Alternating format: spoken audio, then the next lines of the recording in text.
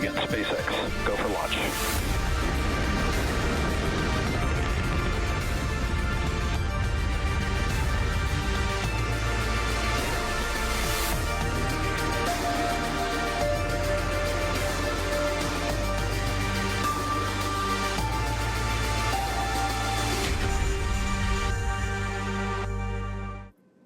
You are looking at a live view of Falcon 9 and Dragon awaiting liftoff from Launch Complex Stage 39A 2 fuel load is complete. at NASA's Kennedy Space Center in Florida. In just under 20 minutes, Falcon 9 will launch carrying Dragon and CRS-32 to the International Space Station. Good evening, I'm Yomei Zhou, a lead propulsion engineer here at SpaceX in Hawthorne, California. Dragon will deliver about 6,700 pounds of science, supplies, and equipment to the space station and will return with about 4,000 pounds in about a month. It's the only vehicle flying today that can fly round trip to and from the space station, carrying vital supplies to space and returning safely with critical cargo. Dragon will arrive at the space station and dock autonomously to the zenith port of the station's Harmony module on Tuesday. It's Dragon's second trip to the International Space Station this year after Crew 10 launched last month. This is our 52nd Dragon mission overall and the 47th to the space station, with 31 of those on reflown Dragons. Propellant loading began today about 15 minutes ago and will complete at the T-minus 2-minute mark. Range is green and ready to support. Weather is looking good with only a 5% probability of violation. Everything is looking great as we count down to an instantaneous launch attempt at 4:15 a.m. Eastern Time today. With that, let's check in with my NASA counterpart, Joseph Zukshevsky at Johnson Space Center in Houston. Hi, Joseph. Hello, Yomei. It's great to see you again. We are joining you from the International Space Station Flight Control Room here at NASA's Johnson Space Center in Houston, Texas. This is where mission operations are coordinated 24/7 to ensure the health, safety, and success of the orbiting laboratory. And it's an exciting place to be during a launch like this morning's. Right now, our flight control team, led by Flight Director Diane Daly, and the Horizon flight team are actively monitoring all systems aboard the International Space Station as we prepare to receive the delivery of cargo and science on Dragon. And Dragon's ultimate destination, working closely with you and the team in Hawthorne, California, and the launch team at NASA's Kennedy Space Center in Florida to ensure everything is on track.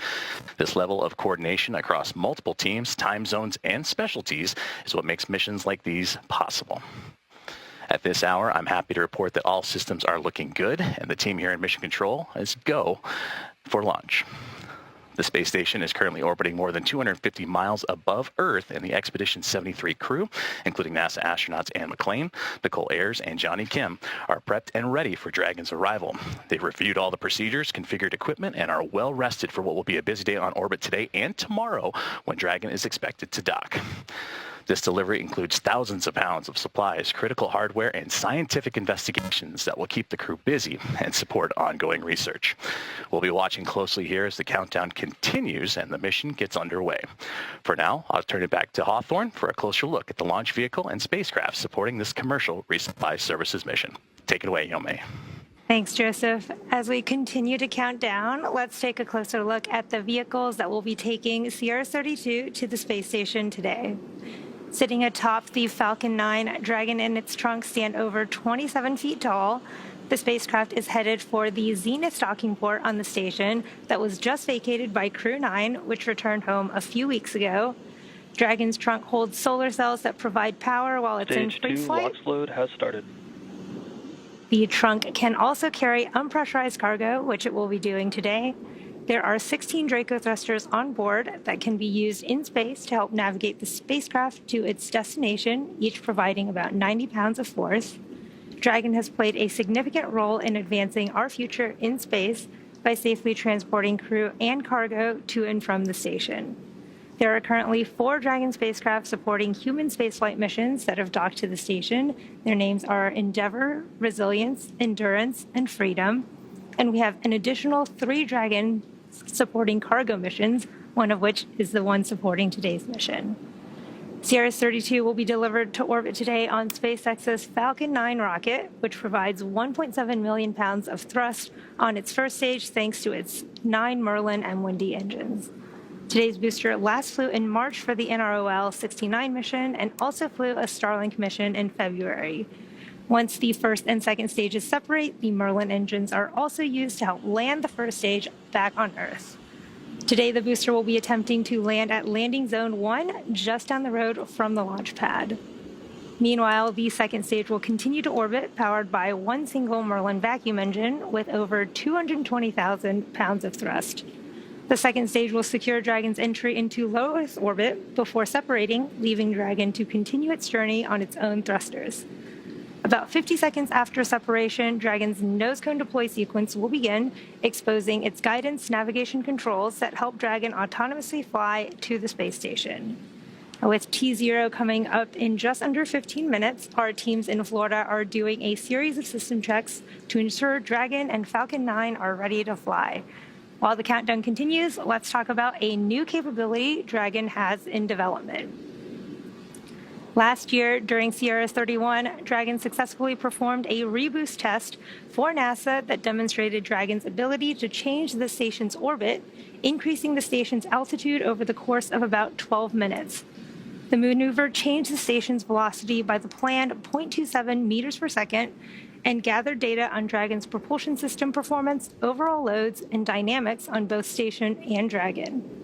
That test helped inform what we're planning for CRS-33, where Dragon will fly an extended mission and repeat the reboost demo with a modified trunk called the Boost Trunk. This modified trunk will give Dragon the ability to change the station's velocity by up to 10 meters per second. Testing these added capabilities will provide NASA with additional options for station operations in the upcoming years. Findings from these tests will also directly inform our efforts to build the U.S. deorbit vehicle for NASA. The deorbit vehicle will perform a critical burn to deorbit the laboratory at the end of its planned service life. But right now, the station is not going anywhere, so let's get back to our mission in progress and check back in with Joseph at JSC. Thanks, Yome. And that's right, the International Space Station is truly in its golden era of research and exploration. For nearly 25 years, it stood as a symbol of what's possible through collaboration and innovation. Since November 2nd of the year 2000, humans have lived and worked aboard the orbiting laboratory continuously, pushing the boundaries of human spaceflight and scientific discovery. This station has welcomed more than 280 people from around the world and supported over 4,000 research investigations leading to breakthroughs in medicine, materials, and technology that benefit life on Earth and future of missions deeper into space. It's inspired millions of students through education programs and demonstrated the strength of international partnerships. As we look ahead to the 25th anniversary of continuous human presence this November, the space station remains a powerful example of what humanity can achieve together. With future commercial space stations on the horizon and missions to the Moon and Mars and beyond underway, the discoveries made here continue to shape the future of space exploration. The International Space Station, 25 years of innovation, discovery, and enduring spirit of exploration. And liftoff. International Space Station is underway. We are in the golden age of the space station right now in terms of the return on investment and what we're able to do there. One of the great legacies of the space station is not just going to be science, but very importantly, the international cooperation. This is perhaps most prominent, international cooperation for exploration.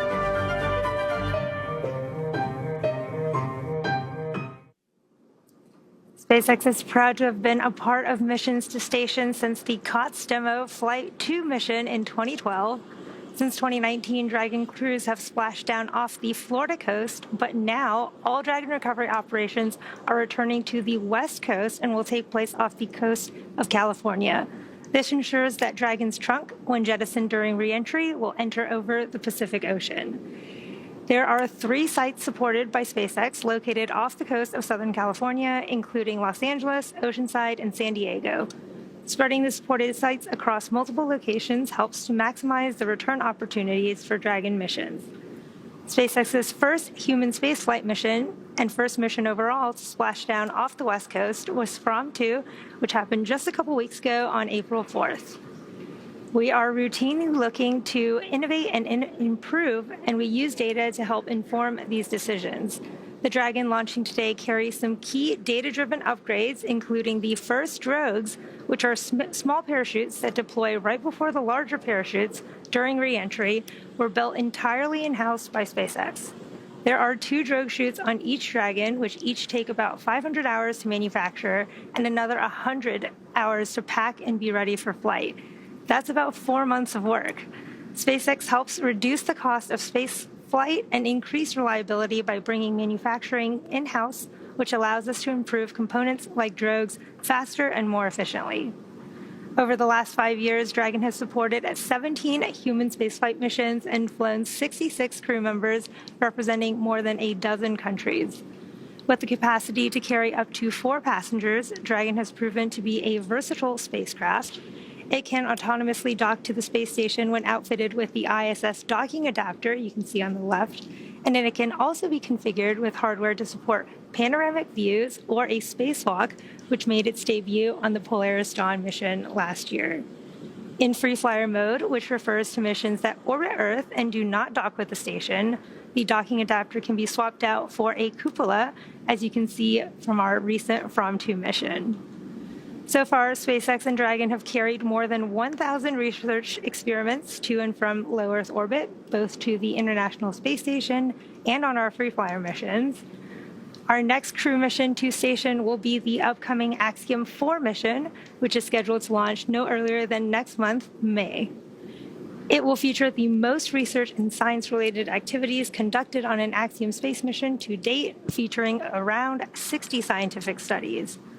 From DNA sequencing to 3D printing, studies enabled by Dragon and the space station test a variety of technologies, systems, and materials that will be needed for future long-duration exploration missions. Every mission yields critical research and learnings that help make life both on Earth and in space better. And speaking of research experiments, I'm going to send you back to Joseph for details on some of the science experiments that Dragon will be taking to the station today. Thank you, Yome. And that's right, continuing scientific discovery is enabled by missions like this morning. Dragon is carrying over 3 tons of cargo, including critical scientific hardware and samples. The microgravity environment aboard the International Space Station offers a unique platform to observe physical and biological phenomena and serves as a testbed for advancing technologies that benefit life on Earth and support future exploration deeper into space. The science aboard Dragon represents months and in some cases years of preparation by dedicated scientists and engineers. Here are some of the highlights of what's inside Dragon today. NASA and SpaceX are set to launch the 32nd Resupply Services mission to the International Space Station, carrying science investigations to further NASA's missions to deep space and benefit life on Earth. Smartphone Video Guidance Sensor 2 will use the space station's Astrobe robots to demonstrate a vision-based sensor. This technology can improve the accuracy of guidance, navigation, and control systems for future missions on the Moon or Mars. DNA Nanotherapeutics Mission 2 evaluates in-space manufacturing of 3 Janus-based nanomaterials. The ability to manufacture these materials in microgravity could lead to a sustainable, cost-effective process for manufacturing drugs in space. The Atomic Clock Ensemble in Space, known as ACES, will examine fundamental physics concepts using 2 next-generation atomic clocks operated in microgravity and will test the technology for synchronizing clocks worldwide. Results may apply to scientific studies of measurement, the search for dark matter, and fundamental physics research that relies on highly accurate atomic clocks in space. The Aerosol Monitors investigation will test 3 different air quality monitors designed to detect airborne particles, like dust, that must be kept within safe ranges for crew health and hardware performance. Results will inform NASA's selection of the best device suited for future missions to the Moon and Mars. New industrial crystallization cassette hardware will add capabilities to an existing protein crystallization facility aboard the space station. This allows the processing of more sample types, including golden nanospheres, which can be used in devices that detect cancer and other diseases, or in targeted drug delivery systems. A new plant experiment will examine the genetic response of tomato plants and the use of a carbon dioxide supplement to reduce the dependence of space-grown plants on photosynthesis, a process which requires power to generate the needed light.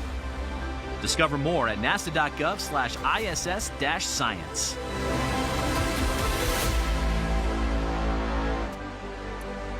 Here at just about T-minus 5.5 minutes, all systems are currently go for an on-time liftoff. Strong back retraction will begin shortly.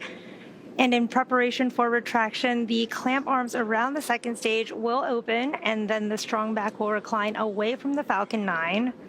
Now, when we say strong back, we mean the transporter erector, which is that large truss structure next to the Falcon 9, which will lean back slowly away from the rocket in preparation for liftoff.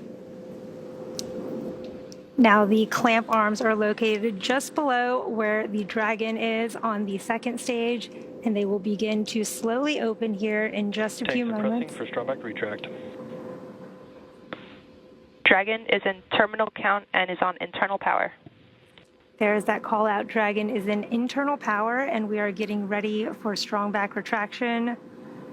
You should be able to see those clamp arms open slowly here. They're kind of covered in gas, cold gas from the cryo loading, but they should be Strong open. back lower has started. Here shortly. There's the call out for the strong back retraction sequence has started.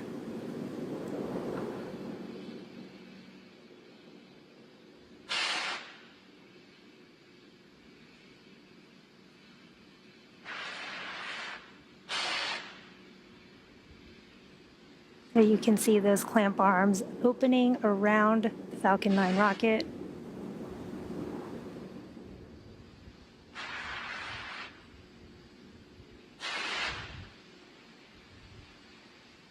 Clamp arms are now fully open, and you should see that strong back begin to recline away from the Falcon 9 booster.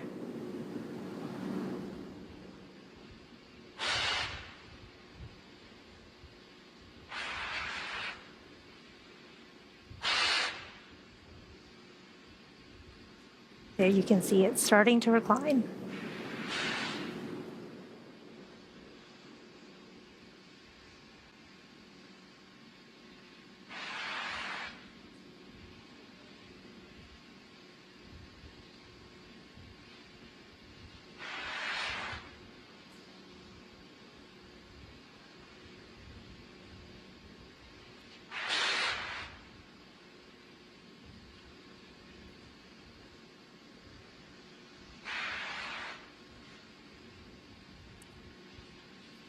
And there you saw the strong back recline. The range around the launch site also green. If for some reason we are unable to launch this morning, we will have a backup opportunity tomorrow, April 22nd at 3:53 a.m. Eastern. As you heard, that call out for stage 1 liquid oxygen loading has been completed.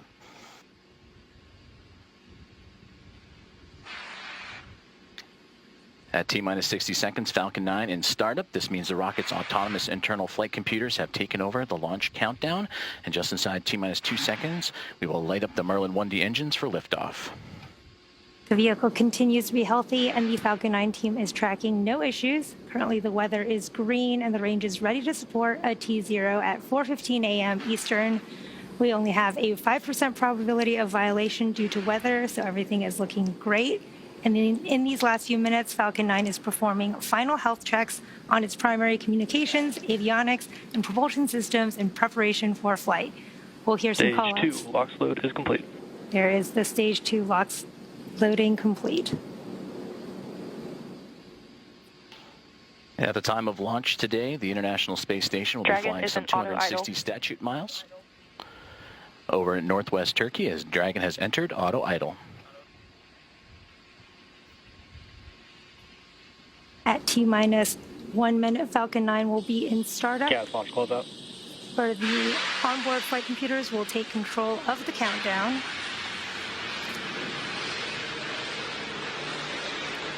Dragon will also transition to internal power at this time.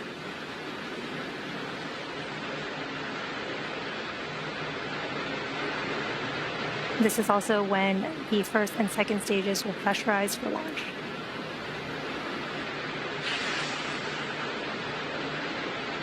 Falcon 9 is in startup. We are now in startup.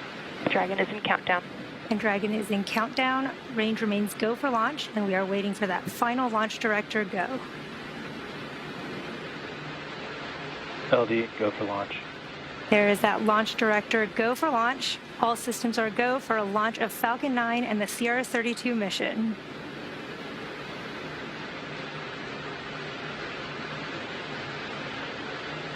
T-minus 30 seconds.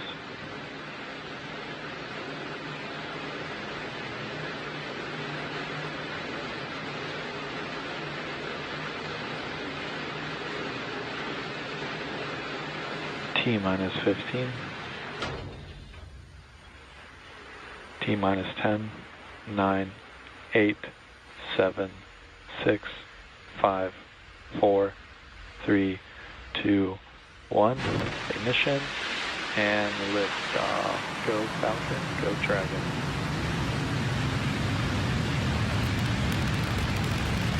And liftoff. NASA's SpaceX 32nd Commercial Resupply Services mission is on its way to the International Space Station, carrying over 3 tons of science and supplies to Expedition 73 as it begins its pitch downrange.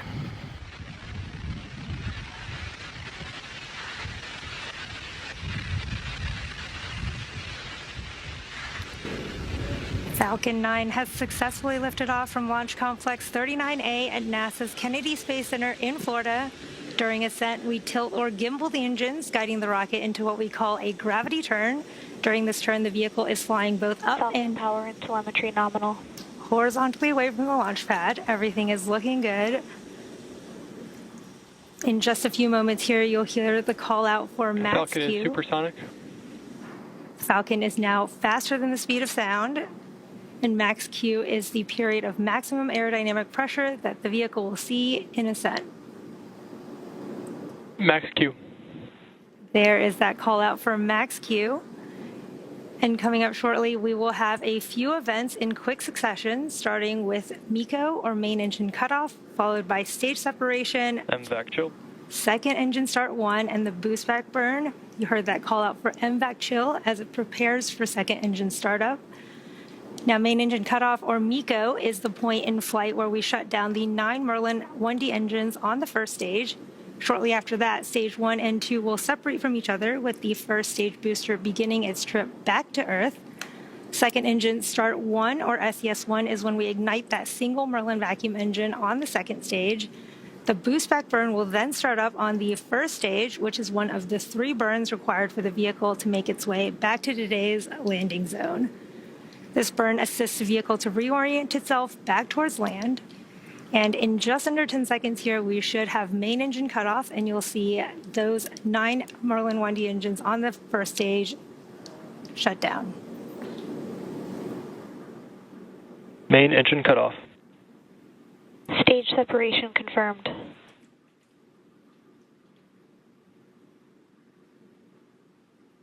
MVAC ignition.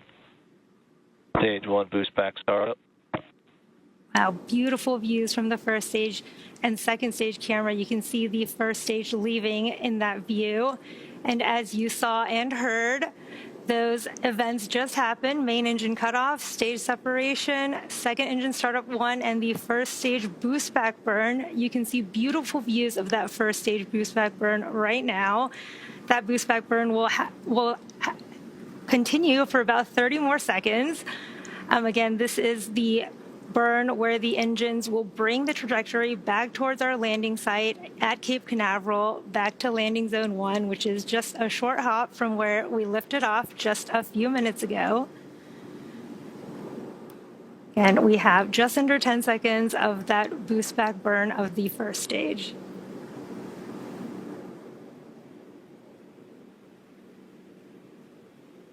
Stage 1 boost back shutdown. There is the shutdown of that first stage boost back burn. You can see the second stage is still in the middle of its burn. And in about 3 minutes, there will be 2 additional burns on our first stage to prepare for its landing at landing zone 1 at Cape Canaveral. We are just under T plus 4 minutes Both into vehicles are on a nominal trajectory. Into today's mission. You just heard the call out that both first and second stage are on a nominal trajectory. CRS-32 is SpaceX's 45th launch this year. We are coming up on entry burn of the first stage and then second engine cutoff of the second stage. Around the T plus 6.5 minute mark, you should see on your screen the first stage's entry burn.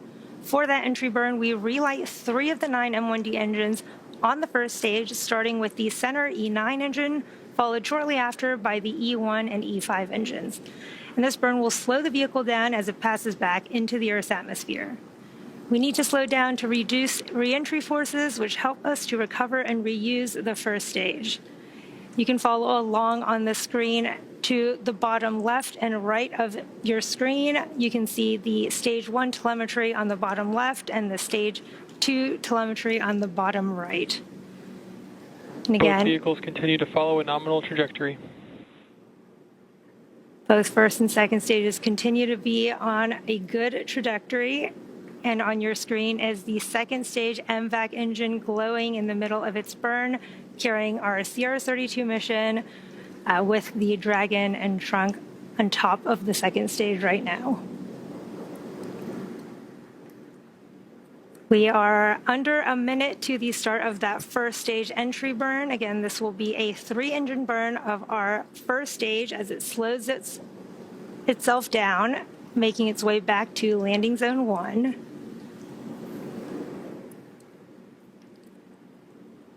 And that burn will be a 3-engine burn with the center E9 engine along with 2 engines on the side. Meanwhile, second stage continues to be looking good with that single Merlin vacuum engine carrying the Dragon Both capsule vehicles continue to follow a nominal trajectory. towards the orbit.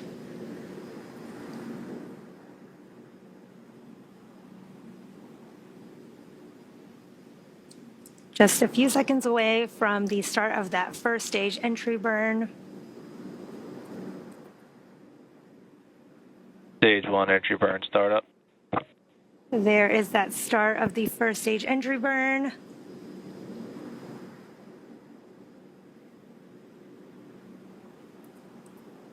Stage 1 entry burn shutdown. And there, Stage 1 FTS has saved. there is the shutdown of the entry burn and the call out that the flight termination system has saved. Now, this first stage that's supporting today's mission has just performed its entry burn for the 3rd time. Falcon 9 is the world's first orbital class reusable rocket, and this is important because reusability allows SpaceX Both vehicles following a nominal trajectory. to refly the most expensive parts of the rocket, which in turn drives down the cost of access to space. Now, coming up, we'll have the landing burn on the first stage, Stage 1 followed transonic. quickly by the shutdown of our MVAC engine on the second stage. You can see the lights of the Florida coast in that view on your left.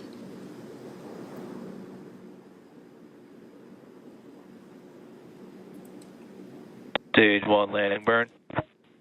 There is the start of our stage 1 landing burn. We're now waiting for Falcon 9 to make that precision landing. Deploy.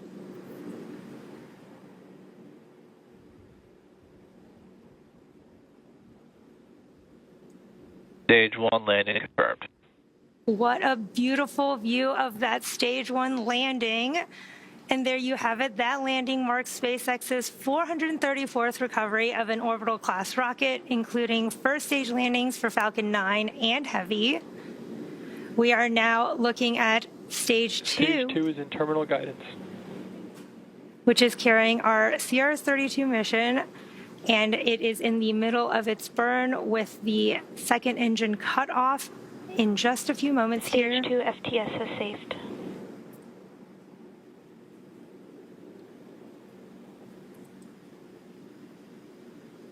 And you heard the call out that flight termination system is saved, getting ready for shutdown.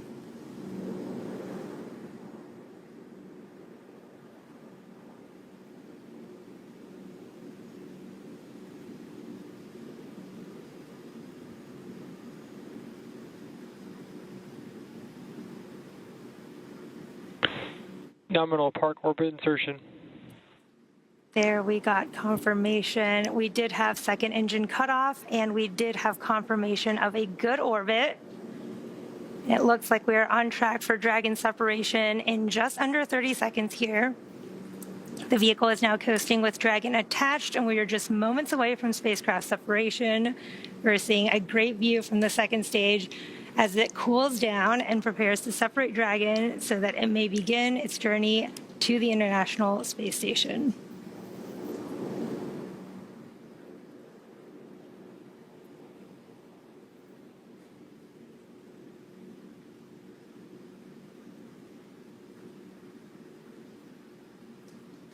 Looks like we may be seeing the sun rising and shining on that MVAC. Dragon separation confirmed.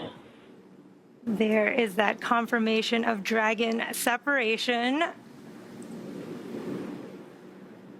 We've had a great mission so far with an on-time liftoff at 4:15 a.m. Eastern Time, a successful stage separation followed by a successful landing of our first stage at Landing Zone 1 and a good orbital insertion. We are now just waiting for nose cone deployment, which should happen in just a few moments here. So I'll hand it back over to you, Joseph, at JSC. Thank you very much, Yome, and great to see the NASA SpaceX 32nd commercial resupply mission light up the morning sky off the Florida coastline. And always great to work with you as we again await the nose cone deploy.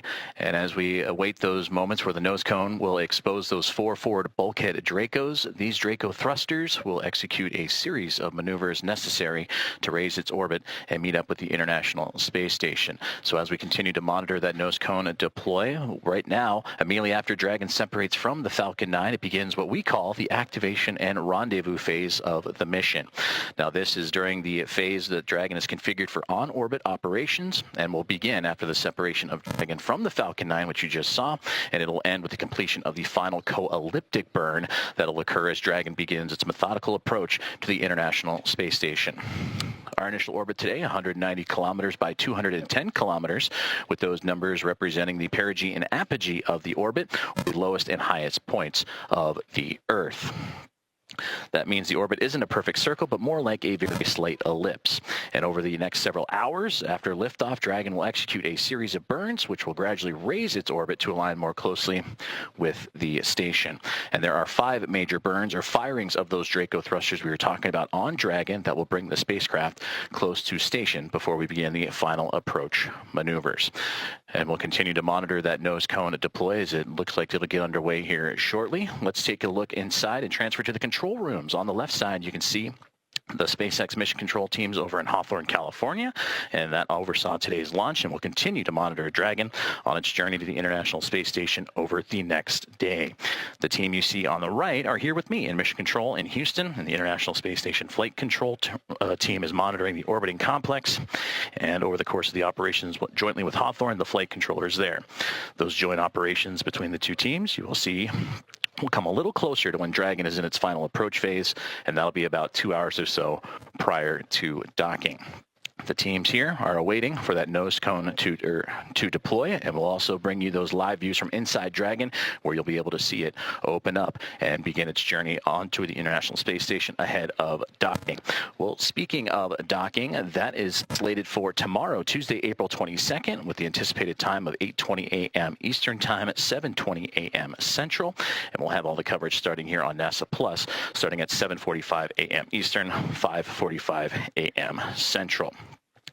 Thank you for following along as we continue to await the nose cone deploy of NASA's SpaceX 32nd commercial resupply services mission, as it is well on its way to the International Space Station after that on-time liftoff of 4:15 a.m. Eastern Time, carrying over 3 tons of science and supplies to the Expedition 73 crew.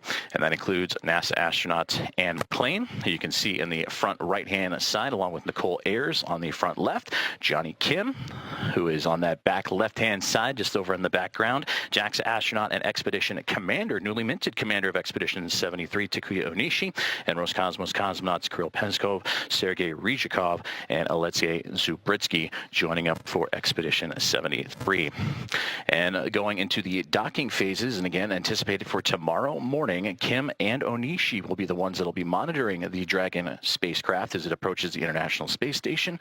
And they just arrived on station pretty recently for for Johnny Kim, just arrived on station nearly 2 weeks ago, back on April 8th. And for Chiyo Kanishi on the right-hand side, he was just ahead of him with Crew 10 as he would arrive to the orbiting laboratory back on March 16th. And we mentioned that Onishi, the newly minted commander of Expedition 73, and that was just a couple of days ago on April 18th, and what has been a pretty busy weekend for overall spaceflight involving the International Space Station. And as docking begins, and once the spacecraft docks to the orbiting laboratory, it'll be Kim and team that'll begin to unpack the 3+ tons of cargo and supplies as they begin to re-up and refuel the International Space Station. As we continue to monitor here and await the nose cone deploy of the NASA SpaceX 32 or CRS-32 commercial resupply services mission, we mentioned some of the key science aboard that spacecraft, and that was earlier in the broadcast, and you can find out more at nasa.gov. But another key piece of science is the APEX 12 experiment, the Advanced Plant Experiments in Space 12, that will investigate whether certain cell components can help plants survive stressful environments in space and influence the viability of future space crops. And we just got reports that the nose cone is beginning to deploy, so we'll keep an eye on for those first images inside Dragon. And there you can see the full breakdown of cargo that is heading to the International Space Station, including crew supplies, science investigations, spacewalking and equipment, and much more. And aboard Dragon also is a carefully curated menu of food to support those aboard the station, including a diverse selection of tailored choices to reflect the crew's individual preferences. And each item is thoughtfully engineered to help maintain the crew's health, performance, and morale throughout the mission. And we continue to follow along inside the International Space Station Flight Control Room as we await the nose cone deploy of the 32nd Commercial Resupply Services mission. We mentioned earlier that Dragon will perform 5 key burns using its Draco thrusters to steadily close in on the International Space Station before beginning its final approach. Well, that first burn, the first major burn, is the phase burn, which happens at the highest point or apogee of Dragon's very first orbit as it's well on its way. It raises the lowest port or the orbit or the perigee, helping Dragon get closer to the space station's path.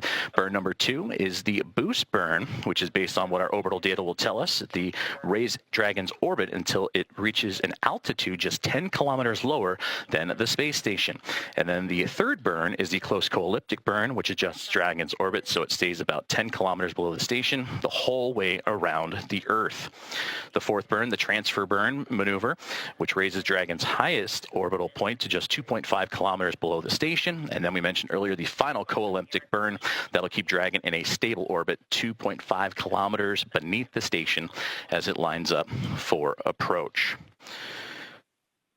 As we continue to follow along and await the nose cone deploy, starting to close in on that nose cone, opening up and exposing those bulkhead Draco thrusters. That'll help begin those burns. That'll begin about 45 minutes or so, that phase burn, that first one we mentioned, just shortly after that great on-time launch here earlier this morning. And after that, the Dragon spacecraft will reach different waypoints or checkpoints along its way as it'll begin approach initiation, and then waypoint 0, waypoint 1, and 2 before eventually docking with the International Space Station. That is slated again for tomorrow morning, Tuesday, April 22nd at 8:20 a.m. Eastern Time, 7:20 a.m. Central Time, and we'll have the NASA Plus start time at 7:45 a.m. Eastern, 5:45 a.m. Central. And we are closing in slowly but surely on that nose cone to be deployed as the team's on the ground in SpaceX on the left-hand side. You can see in Hawthorne, California, as well as the team here inside of the International Space Station Flight Control Room and Johnson Space Center in Houston, Texas, currently monitoring Dragon's progress. And they will be doing so over the next several hours, a little more than a day, between the time of launch to the time of the anticipated docking.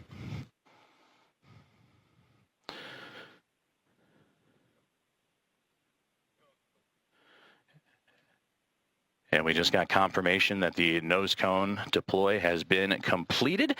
And again, that exposes those forward bulkhead Draco thrusters as Dragon now continues its journey. And there's a great view coming from the Dragon spacecraft right there in the first looks of Earth as it makes its way and fades up and towards the top of your screen. And again, Dragon carrying those 6,700 and such pounds of cargo and supplies, beginning its journey to the International Space Station. Well, now that the nose cone is deployed and Dragon is ready for its phasing burns to the space station with a successful orbit insertion, I'm now joined by Dana Weigel, the International Space Station Program Manager. Dana, thank you so much for joining us. Thank you for having me today. Excellent and beautiful launch we had. It's wonderful to see it light up the Florida coast like it does. And, of course, well on the way to the International Space Station that you oversee, we've discussed the crucial role of collaboration and teamwork in making missions like this possible. How have you witnessed this in your team's preparation for this launch this morning? Well, we have hundreds of researchers worldwide and a large industry supply base across the country who support our missions. Putting together a mission is a big technical and logistics challenge, from equipment manufacturing and deliveries to packing and integrating the cargo and planning and executing the mission. An additional challenge for this mission was the late manifest changes that we had to make to adjust to the loss of the NG-22 Cygnus mission that was originally planned to fly this summer. It's hard to describe the complexity of how we keep our space station well supplied with the proper reserve margins. It's one of the hallmarks of how we successfully have maintained the continuous presence in low Earth orbit on the International Space Station for the last quarter of a century. We're fortunate to have an extremely dedicated and adaptable team across NASA and industry who come together to make our missions look seamless. And it's been a wonder to watch you and the team work, too. And I mentioned earlier, it's been a pretty busy weekend, just this weekend alone, in spaceflight involving the International Space Station. We saw NASA astronaut Johnny Kim recently arrived to space station. Spacewalk preparations are underway, scheduled for May 1st. Change in command, a new expedition beginning with Expedition 73, and veteran astronaut Don Pettit landing yesterday and returning home to Houston earlier this evening. How has your team's preparation and everything that you just mentioned reflected that spirit of adaptability and coordination across what's been a pretty busy time frame? Well, the pace of our current activity is nothing new to the International Space Station team. The impressive thing that's always so striking to me is how NASA and our international and commercial partners work so closely together to make it look easy. Trust me, none of it is easy, nor is any facet of human spaceflight. We mentioned earlier, and you just touched upon it a moment ago, the excitement building towards the station's 25th anniversary of human presence that'll be coming up this November. A lot of key milestones along the path that have happened. How do missions like the commercial service or resupply services mission, this 32nd one, continue to showcase the station's capabilities and its role in advancing science, technology, and exploration? As we have now for decades, science is the hallmark and trademark of the International Space Station.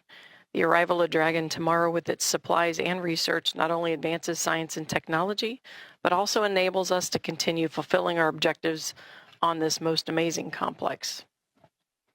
Dana Weigel, the International Space Station Program Manager, thank you so much for your time in joining today's broadcast. Thank you again for having me. Let's check back in with Yome and the team at SpaceX. Thanks, Joseph. Dragon will now begin its journey toward the International Space Station, executing a series of phasing burns to gradually close the distance. This approach will take just over a day, with docking targeted for early tomorrow morning, Tuesday, April 22nd. NASA and SpaceX continue working side by side to deliver science, supplies, and inspiration to the orbiting laboratory. Congratulations again to the teams on another successful cargo resupply services launch. SpaceX is honored to be a part of NASA's Commercial Resupply Services initiative to deliver critical cargo to the space station, and we thank NASA for entrusting us with today's mission. It's only April, and we've already launched in partnership with NASA missions like Crew 10, Sphere X, and Punch, Firefly Aerospace, and Intuitive Machines. For those of you following along, you'll know that this mission marks our 45th of the year, and to stay up to date with all of our launches and missions, check spacex.com/launches for schedules. That will do it for us here at SpaceX in Hawthorne. Good night, everyone, and thank you for tuning in. Hand it back to you, Joseph. Thanks, Yome. As always, it's been a pleasure to team up with you and share this launch with you. Join us on NASA Plus for our coverage of the final approach and docking of this spacecraft beginning at 5:45 a.m. Central Time, 6:45 a.m. Eastern. Tomorrow, Tuesday, for that docking expected near 7:20 a.m. Central, 8:20 a.m. Eastern. Be sure to visit nasa.gov for the latest updates on our coverage and expected docking time as we follow the operations throughout the next few hours. With Dragon safely on its way to the International Space Station, that wraps up this morning's coverage of NASA and SpaceX's 32nd commercial resupply services launch. Until next time, this is Mission Control Houston.